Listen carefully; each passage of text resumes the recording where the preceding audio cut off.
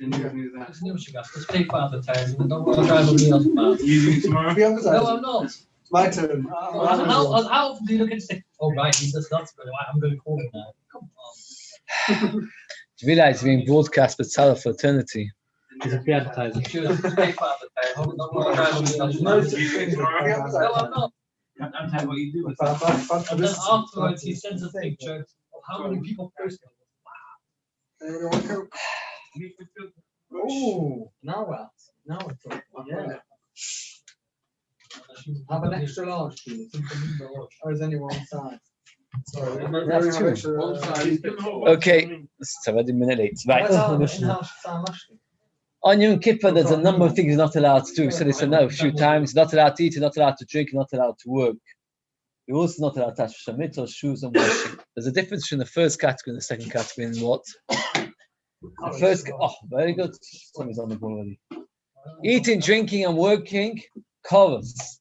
Wearing shoes, washing, and anointing and tashma shamito is allowed. There's no cause. Whenever there's cause, if a person does it by mistake, what does he have to bring? Chatos. The chatos is any la moishi. Moishi, what is the din by a chatos? This is not from the foundations of Torah. A chatos is brought any time.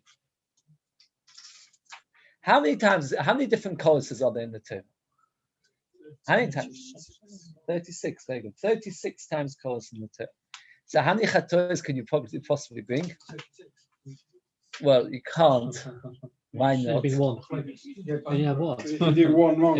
No, you can't bring 36. You bring 34. Two of the causes is Pesach and Mila. We don't mean the chatos on those. 2 are say 34. Those are say. Okay.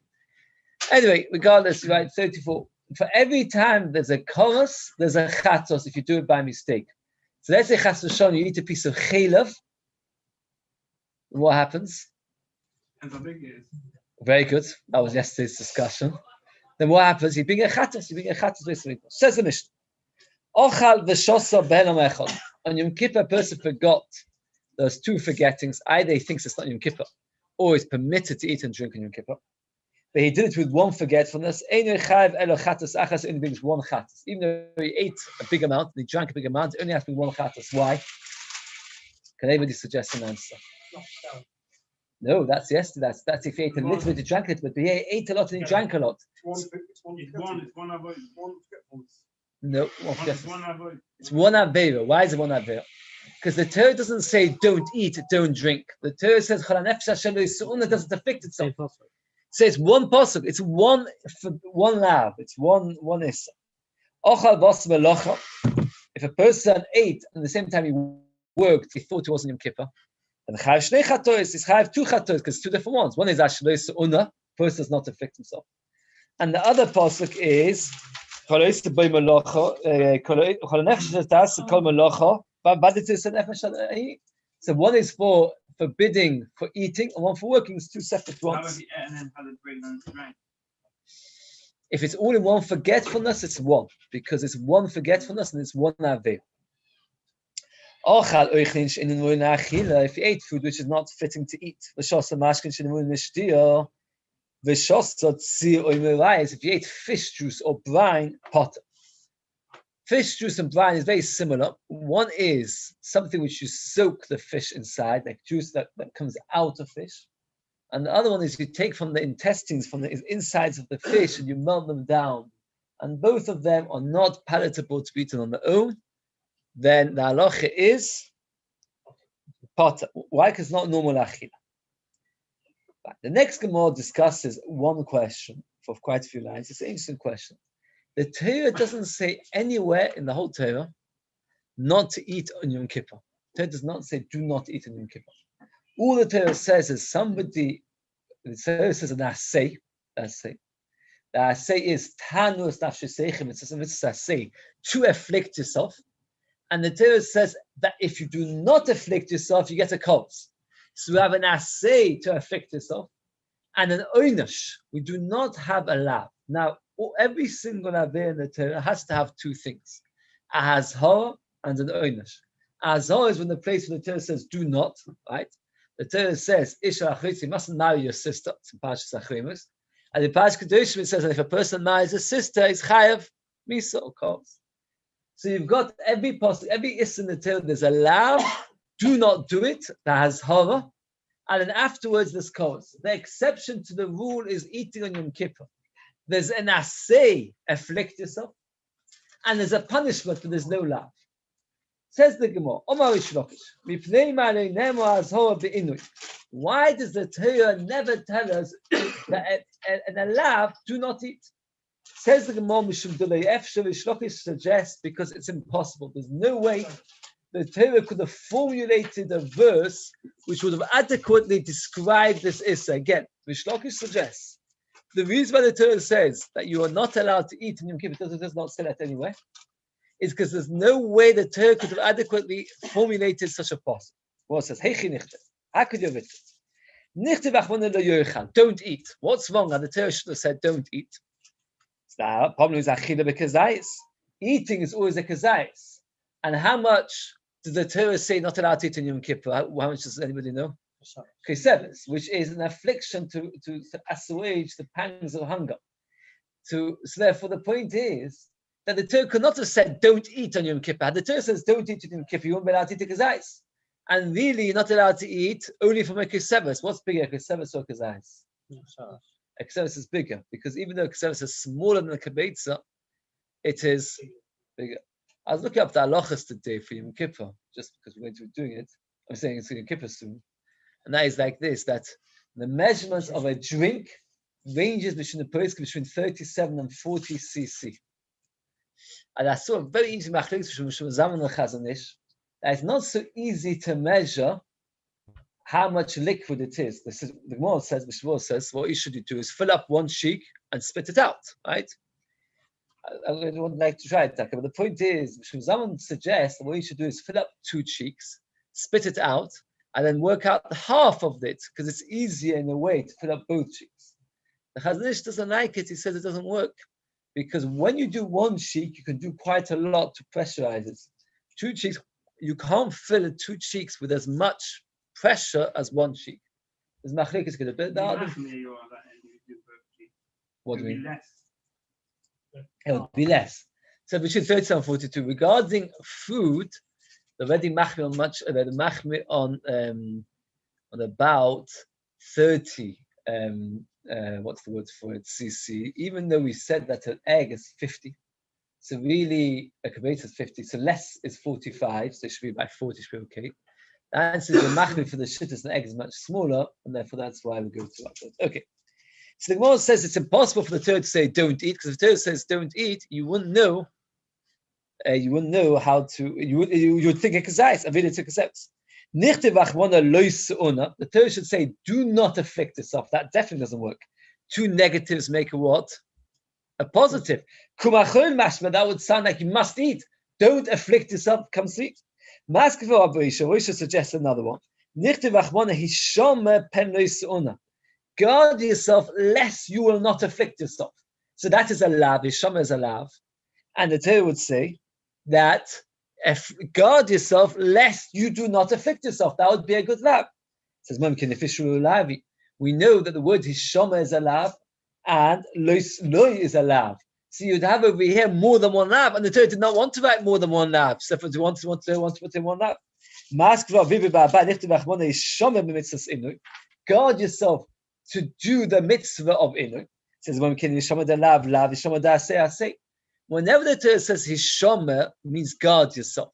If it then follows an asay, it's an asay. If it follows a losa asay, it is a losa asay.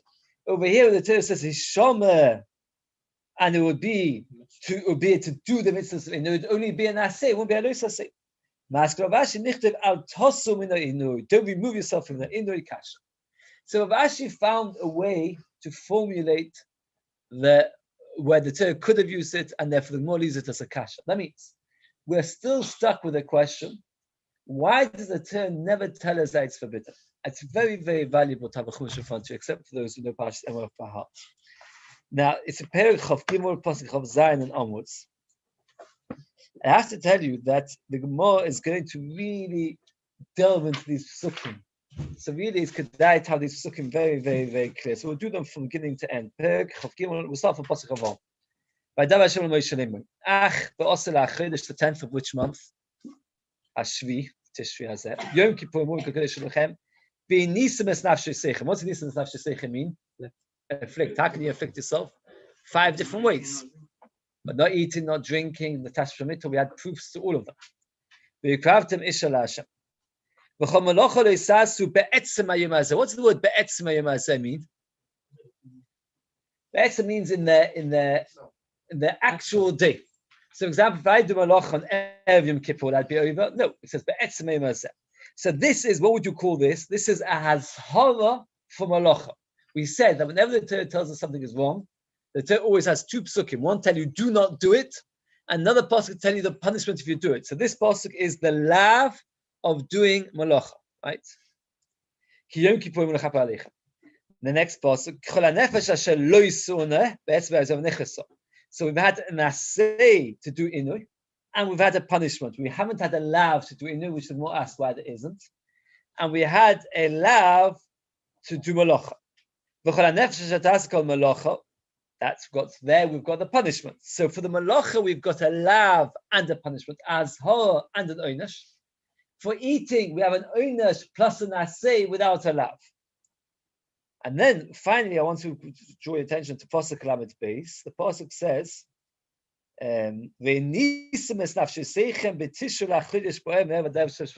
you should afflict yourself from the 9th, from evening to evening. That's from the evening of Kol Nidve to the evening of Ne'ilah. You shall you shall keep your Shabbos. You should keep this holy day. What does it mean from the 9th of the month? By the way, where's the 9th come into it? No, but Tishul HaChodesh on the 9th of the month. And it was possible. You should afflict yourself on the 9th. You fast on the 9th of Yom Kippur. You fast. Yes, indeed. Right. So we're going to have 2 malachim over here. The Gemara doesnn't tell us this, but the Beis which we're continuing learns from this pasuk, the Tisha, the mitzvah of Tisefes Yom Kippurim. Later the Gemara will say what the one which all the children come home with, the mitzvah of eating on Erev Yom Kippur. But the simple translation of the pasuk, let's read it again. The pasuk tells us that on the 9th of the month, you should afflict yourself. That means you're not allowed to eat on the 9th, part of the 9th.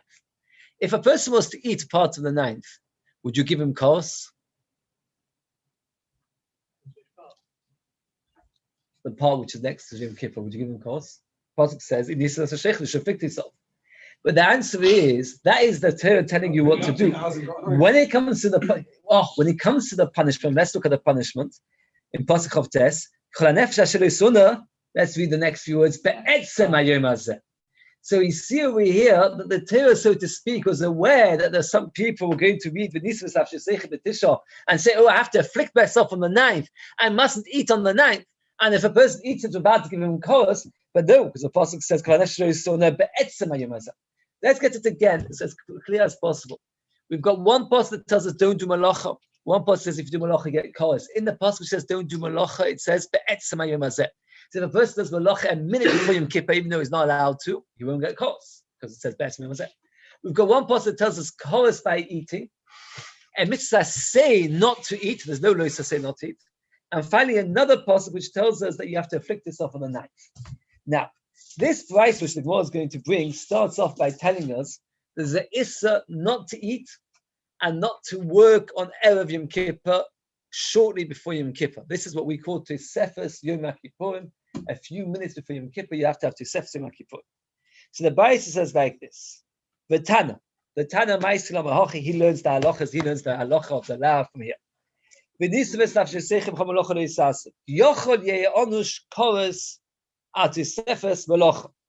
You might have thought that since the Torah says and that pasuk continues, pasuk Lamed Beis comes on from Lamed Aleph. If you've got a chance to look inside the pasuk, don't do any work. You should afflict yourself. I'm reading it quite fast, and let's start a few words. So we learn you're not allowed to work, or you have to afflict yourself on the 9th. So you might have thought that if a person does malacha on the Tosefes malacha, really this is a teras kayani. This is a long Beis of teras kayani. Or what the Beis does is it jumps. The more only brings the second half. The first half of the Beis begins by telling us that if a person is not allowed to work or eat on Erev Yom Kippur, even before Nacht, you have to add a few minutes. It's a big shaila how many minutes you have to add. You have to add a few minutes. And on which the Gemara says, if the Beis continues, so maybe it should be close.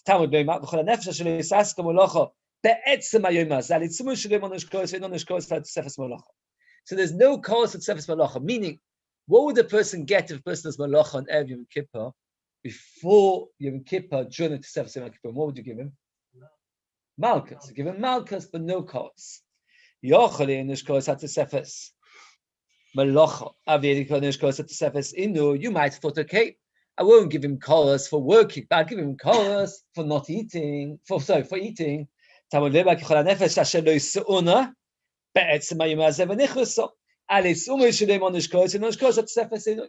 if a person eats 3 minutes before Yom Kippur, which is in the time of Sefes Yom Kippur, what's he done? Alav no cause. Now the Gemara takes it even a step down. That you don't even give him Malchus. Why? Like that, the Gemara tells you, not even Malchus. Why not even Malchus? Let's do the pasuk. Tamud Yoma.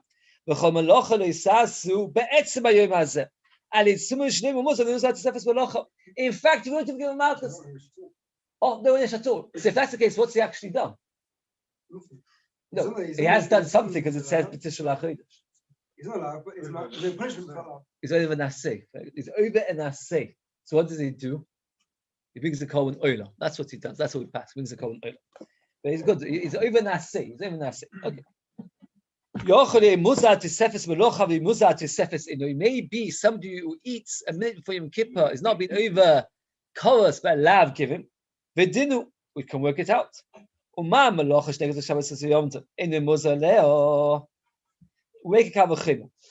There's two things in these pesukim we've been learning about. What were the two main topics in these? Moshe, what are the main two topics in these pesukim? What are the two main topics? Well, okay, so eat what? Inui and Melacha. Very good. That was very said that. Inui and Melacha. Now we know that Inui is a Melacha. If you that there's no din of lav on the Tosefes Yom Kippur. The question is, that's regarding Melacha. How do we know that? Because it says that's pasuk Chav Ches. Now the question is regarding Inu. So we make a kavachayva. Which one would you say is worse, Inu or Malacha? Malacha is worse. Why is Malacha worse? Oh, because the Torah puts a lav there. The Torah puts a cause on both. Well, that's arguable. That no, the Gemara says it's much more simple logic because Malacha applies every single Shabbos and every single Yom Tov. It's a much more common issue. So therefore, Malacha is much more common than Inu. And Malacha applies by Tosefes Yom Kippurim. Is there a law for Malacha? No. How do I know there isn't? Because it says Malacha le'sasu be'etzem emaseh. It was possible from Ches. So that's what it says. We're up to the last of the middle lines. If already work, which applies every Shabbos and Yom Tov, there's no law. That means there's no malchus on the Tosefes. Inu which doesn't apply Shabbos Yom Tov, you're allowed to eat most Shabbos Yom Tov. Inu din shemuzar alav. So therefore, it's not a kavachim that you shouldn't be musar. But we still haven't told us anywhere that you're not allowed to eat on Yom Kippur. The Torah told us an assay. The Torah told us chorus, but no lav. Minayin, where do we know it? So God says like this: the Torah did not need to tell us chorus by doing work. Pasuk chof, the pasuk lamed is spare because the pasuk says anybody who works in Yom Kippur gets chorus. That pasuk is spare. Why is that pasuk spare? Why do we not need it? We could work it out ourselves. If a person eats on Yom Kippur gets chorus, like it says in pasuk chof des, and eating is not as severe as working because eating is permitted most days except for Yom Kippur. So therefore, it's only, and work is forbidden much more days. So I'd have a kavachayma that if I work on Yom Kippur, I should get chorus. So the Gemara says, "My English and English Shabbos Yom Tov on the Shkos, but Loch Shabbos Yom Tov on the Koshkin. Lomonema mufna lahakish, but Lord men exer shavu make exer shavu. Nema oinesh be inu, nema oinesh be malocha. Ma malocha leonash keniz, af inu leonash elim keniz. Just like by malocha, it didn't punish unless it warned, and we know it warned because the Torah says." The Torah says a warning. Also about the punishment of inui, the Torah says there's cause. So we do exer shava, just like there's cause, here there's cause, and just like the Torah won't, also here the Torah won't. And 3 times today I was asked the same question. Somebody called me this afternoon, very disturbed. And the question is like this. We're up to this, getting before. I just tell you the question. We're up to the 5th line of the wide lines. Just say like this. What is the question of here? We have a principle that the Torah always has to have an azhara and an oynash. The Torah says that one Makkos talks about it. The Torah says the Raw uses the example of your sister, one Makkos stuff. Hey, I think it is. Do not marry your sisters in Parshas Achremus. In Parshas Kedoshim is the punishment. The Torah every single time has to have azhara, tell you do not, and then the oynash is good for chinuch purposes. Loch Olrich writes in his book, I can't remember the name of the word, Talmud, my student, my child or something, he writes that the Torah, he writes it, in these words. I've got a book, very nice book. He says that just like the Torah doesn't punish until it's clearly warned, you also shouldn't punish a child. What you have to do is you have to very clearly say, we're going to go to the supermarket, and there's going to be sweets there, and if you make a fuss about it, the next time you will not come with me to the supermarket. You have to say exactly the things. No, but then the next time, don't take it. You have to explain, and then if you don't do it without clearly stating. The problem over here, the Torah never once said to us, do not eat on Yom Kippur. Answers the Gemara. What's the Gemara's answer? That we have a pasuk which is spare to tell us Exer Shava, and from the Exer Shava, we tell us that just like by Malacha, the Torah says don't do Malacha. So, and you get choros, so to the Torah says get choros if you eat. So the Torah must have warned. The question is, but where did the Torah warn it? Where did the Torah warn it? Back to square one. But where did the Torah warn it? There are 2 ways to understand.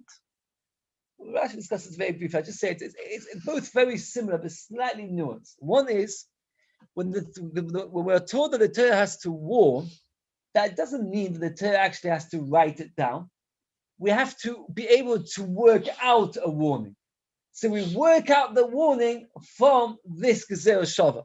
So indeed, there is no warning in the Torah, but since we can work it out, it's as if we've got it. That is the answer. Alternatively, no, that what we have to say is that this pasuk is spare, so that comes to teach you that this is the warning. That the difference is in understanding what it means, the Ona Hashem in Hizik. Does that mean that the Torah actually has to write a warning? And we have to say that this is the warning? Or do we have to just say, what's the name? Rabbi Stamler wasn't the one who was asking for just a few, that was his question. What? Rabbi Hassan, sorry. Hassan was asking, sorry. This is the question. It's a difficult question. It's not easy to understand. We have a principle, you have to warn and then punish. Here the Torah never actually told us not to eat. Only the Torah told us a chorus by Malacha, which wasn't necessary. If that tells us Exer Shava, and Exer Shava tells us that there must have been a warning. But where is the warning? So that's the 2 ways. Either the warning is implied, and therefore you can work it out, or the Torah doesn't need to say a warning. All you need is that you can work out the warning, and that's good enough. Okay. So now we're up to Ikela Mifrach. That means the Gemara says that we could have known that a person gets chorus for doing Malacha, Kal v'chomer from Inu. Why? Because Malacha is much worse. In what way is Malacha much worse? It happens all the time. Inu was never permitted. Nobody is ever allowed to eat on Yom Kippur. Malacha is permitted on Yom Kippur. When's Malacha permitted on Yom Kippur? Who? In the Beis Mikdash. In the Beis Mikdash. Now this, there's a long daf to do. It's very interesting. The Rashash asks 2 places that he saw that you're allowed to eat on Yom Kippur. Don't say a person's not well, because that's the koach nefesh. No, I was just saying, don't say somebody was not well, because somebody was not well. So the answer is that that's koach nefesh. It's like saying everything, even malachas, but everything's permitted. The 2 places where we saw that a person actually allowed to eat. Sami Shalach, he says. The one walking the Sami Shalach, in order to be able to get into his destination, he's allowed to eat. It's not because he's ill, that's what he says. Because there, we're talking about in order to be able to get there, he's allowed to eat. There's one which is even less harder to work out, is what not on Yom Kippur. That could be because they're ill. When they inaugurated the first Beis Hamikdash, they ate for 14 days, and they ate all the way through, and they ate on Yom Kippur as well. So you see that for the Chinuch Beis Hamikdash. So the Rashash answers that these are very rare circumstances. The more means that on a regular basis. Okay, there are other answers. Okay, nice. The Gemara says like this. Let's get it clear. The Gemara says that malacha is more common, more severe than eating. Why? Because it happens all the time. This is well, it's not true. Eating is more severe than malacha. Eating is always forbidden. Malacha is sometimes permitted. So now we don't have a spare posse. Elo. Lo Yoma oynish be'inui. To go on malacha, let's do that around. Ba malacha shota michlala. It's sometimes permitted. Onush koras inu shlota michlala lekoshkin. Lama nema. Why do we need it? Mufna lahakish v'lot b'nei gzer shava. We could do gzer shava. Nema oynish be'inui. Now we do the other way around. The koras by inu is not necessary because you can work it out from malacha. So it's spare. Ma malacha on ashveze, on ashveze. Af inu on ashveze. Just like by malacha was warned and punished, also by inu. For anyone, no, you can't say that. It's a strange word Shlim suggested. You can't say any of them are kavachima. Inu, your affliction is not a kavachima from malacha. Malacha is not a kavachima from Inui. Why? Neither of them are kavachima. Malacha has a severity in the sense that you forbidden always. Every Shabbos, every Yom Tov. Inui has a severity that we do not permit it in Avodah and Yom Kippur. So you can't learn a kavachima from each. If you can't learn a kavachima for either, so we're stuck that we needed two psukim to tell us that what? That is kos. One kos for Inui, one kos for malacha. So we've got nothing left. We've got nothing spare. He learns etzem as exer shava, just like it says etzem mazeh by one, it says etzem mazeh by the other. We do exer shava. It says more mufna. It has to be spare. We have a principle that exer shava, if it is a spare word, that means the word is not necessary, then not only we can do the exer shava, we do the exer shava even if there's a reason to question the exer shava. But if it's not spare, we only do the exer shava if it's not questionable. Again, this is very, very important. You write this not just on your fridge, right? This where can you write it on your computer? Oh, it's much better. Just on your smartphone. The halacha is like this. This is something which is who has a smartphone. The point is this is important. Gzera shava. What's the din? Gzera shava is if it is one word, if it's spare, then even if you can question it, there's the two things not similar. The gzera shava stands. If there's nothing spare, the gzera shava only works if you can't question it. Here, can we question the gzera shava from inu to malacha? Yes or not? Yes. Very good. The more each one has a chumrah, so if it has to be spare, says the more. Says well, lai means indeed. Afnuya mifnes is spare. Chamisha kvoi ksivi. There are actually 5 sukkim written in the whole Torah about malacha. For malacha. Chad lazod, Yoma chad lazod leilio. You're not allowed to malacha on the day of Yom Kippur. You're not allowed to malacha on the night of Yom Kippur. V'chad la'unish Yoma v'chad la'unish leilio. V'chad la'afnuya lemik b'yinim malacha b'yimam b'medaleilio to do a heker shug zeh shava. There are 5 times it says not to malacha. 1 is spare, and there are 4. 1 to tell you not in the day, 1 not at night. 1 to get close in the day, 1 to go at night. Now, the Tesis Shalom writes over here that he doesn't know something. Can you imagine? Tesis Shalom doesn't know something. Truth that is not the only one that doesn't know. I saw many Mefarshim write that do not know. It is the only place in Shas, the only place, where the Gemara finds a source that something which is forbidden the night as well. That means, for example, you're not allowed to work on Shabbos day. How are you not allowed to work on Shabbos night? What? The answer is because it's part of Shabbos day. You have to sit in the sukkah on sukkah day. Do you have to sit in the sukkah night? Is there a special possible? No. There's a special possible. You have to be happy the first night sukkahs. And we once asked, why is that a special mitzvah? And the answer is because when would you have shechted the korban? But generally speaking, a day is a day. That's what the Tesis Shalom. My time, why should you? So he doesn't know. This Rosh asks the kasha. Okay, there is a question to be mispointed about. Sometimes it's good to have a question in your mind. No answers. Okay. There it's referring to inui of a person who is ma'ana ishes ve'eyu, a person who's with another person's wife.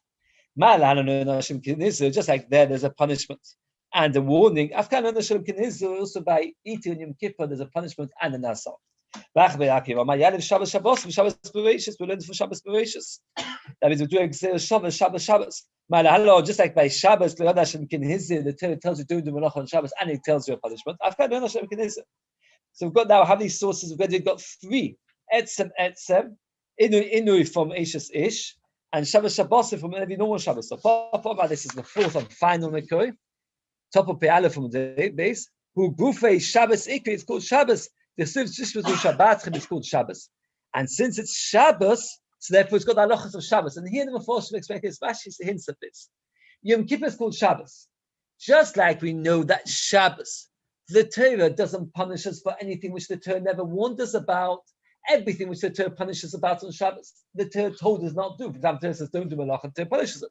Also by Yom Kippur, the Torah says punishments.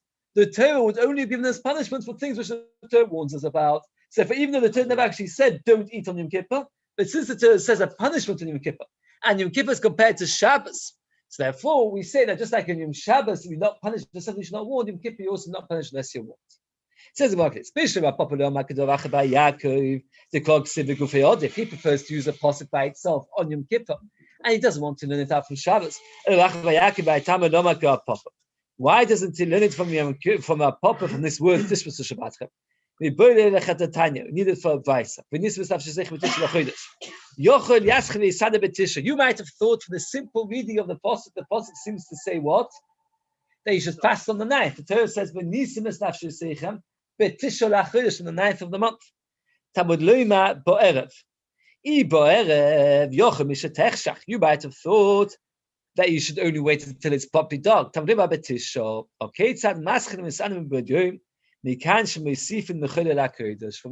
this is the place where we learn to Sefer Yom Kippurim. Since the Torah says the 9th, there's a special mitzvah to Sefer Yom Kippurim. There's one special halacha about the Sefer Yom Kippurim which we use from many places. Anybody know it? The Gemara tells it there's number of places that is for some reason a lot of women do not know it. And the Gemara says about it, Mutav Shishigin value Mezidin. If a person sees a woman, the Chabad brings it, the Shulchan Aruch brings it. If a person sees a woman not keep the Sefer Yom Kippurim, it's the classic example of Mutav Shishigin value Mezidin. People do not know about it, even though it's Issa Deiraisa. But people do not know about it, so therefore if we're going to tell people off and they're not going to listen to us, better you should not say anything. Okay. It says the Gemara like this. That's only the beginning of Yom Kippur. And how do I know I have to add a few minutes after Yom Kippur? From night till night, that will do a hekesh from the first night of Yom Kippur to the second night of Yom Kippur. Just like we have to add a few minutes on the first night, we have to add a few minutes after Yom Kippur. The Gil which seems more correct, is Shabbos minayin. How do you know Shabbos? How do I know Yom Tovim? Talmud lema Shabbatchem. Okay, tzad kamokim shenema Shavuos. Kamokim shenema Shavuos. Moisifin michol ala kodesh. We add from weekdays to Shabbos. So from this pasuk we learn that we add on every Shabbos and Yom Tov, both the beginning and the end of every Shabbos and Yom Tov. Right. And from here we learn. Let me take this. Go machlokes of Papa and Achba Yaakov. What to do with this pasuk? The pasuk says,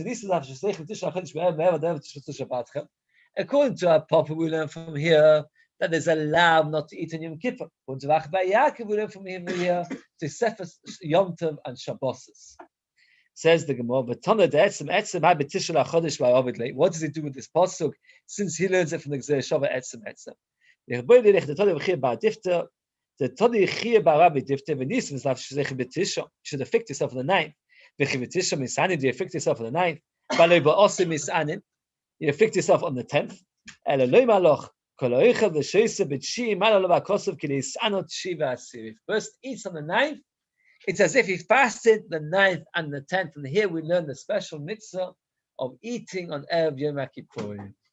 This mitzvah is unique, I think, in the amount of interesting shilas that crop up. I saw today 5, but there's at least 15 if you think about it easily. For example, are women obligated to fast, to eat on Erev Yom Kippur? Is it a mitzvah Seishman Goma or not? It's a day's mitzvah. If a person can't fast on Yom Kippur, is he still mechuyev to eat the day before Yom Kippur? Is it a mitzvah? Is it a mitzvah? What? Why? Is there a mitzvah to eat the night before the 9th? Right? Is there a mitzvah for a child to eat on the 9th? Is it a mitzvah to eat all day, or is it a mitzvah just to eat more than usual? There's many shilas. Got dozens of these interesting shilas about them. But what's very interesting is Rabbi Yoma says to us 3 reasons why we have to eat on the 9th. Very briefly, then one is because it's a Yom Tov, so every Yom Tov you have to eat. So we can't do it Yom Kippur, we eat on the 9th. Second of all, to have koyach, to be able to do tshuva properly and to be able to do tshuva and bidui. And Rina says there's another special reason why we eat on the 9th, is because really there's no greater joy than the joy of Yom Kippur, because Hashem forgives us for all our averos. So really we should celebrate it. If we can't celebrate on Yom Kippur, we celebrate on the day before. And it's a very, very important message. As much as possible, the person has to convey the message that there's no happier day than Yom Kippur. Our Zeicher wants to down in the shul, so tomorrow you won't know who he was. And the whole Yom Kippur, you could sense he was in a tremendous feeling of joy coming from him. And I saw a biography of Rabbi Blazer, the Talmud of Yisroel Salanta. He wrote the Sefer Oy Yisroel. He was also called Rabbi Peterburger because he was the Rav of St. Petersburg. And I saw this biography that on Rosh Hashanah one could see him trembling and in fear and in awe. And in Yom Kippur, he was always in a sense of joy. Because Yom Kippur is a joyful day. There was never a more joyful day than T'B'Av and Yom Kippur. It was a very happy day. This is a celebration of the day. If imagine a person comes and he has a terrible, terrible illness. And when what happens is the doctor comes and on a certain day takes away that illness, cuts away, that would be a day of celebration. Yom Kippur takes away our fears. It's a huge show, and therefore it's a very big mitzvah. There's many other reasons given why we eat on the 9th. Let's just do a little bit more. Person chews on peppers. It's not the normal peppers of nowadays. It's like the pepper berries. That's right. Why is it potter, by the way? It's not achila. Because when a person chews ginger, potter is potter. The pasuk says you should do all is 3 years, not allowed to eat any of the fruit. The pasuk finishes off a fruit tree. Of course, it's a fruit tree. And there's a kind of fruit tree where the branch and the fruit taste exactly the same. What's that? There's a pulpulin, and therefore you have to keep the mitzvah of olah. Even though it's a very, very bitter and hard fruit to eat, it's still got mitzvah of olah. And another thing, there isn't a single kind of fruit or vegetable which is lacking in there. So even peppers. But we see clearly that what? That peppers are edible because there's mitzvah of olah. Moist peppers is eating, dry peppers not. Himlus is a dip. Himlus is a dip which is made out of honey mixed with spices and a little bit of peppers ground into it. It comes from Ethiopia. So you see again that it is edible. If it's moist or dry. Rashi points out that this particular dip, even if a goy cooks it, there's no issa of bishul akum. Why is there no issa of bishul akum? Very good to say that. Because you can eat it raw. Another thing Rashi says is that there's no issa of giulei nochim. Giulei nochim is the blias of a goy. Rashi says this because it's no time mifgam. We're up to Tonu Rabbanon. We're going to have to, third wide line, This sukkim was on.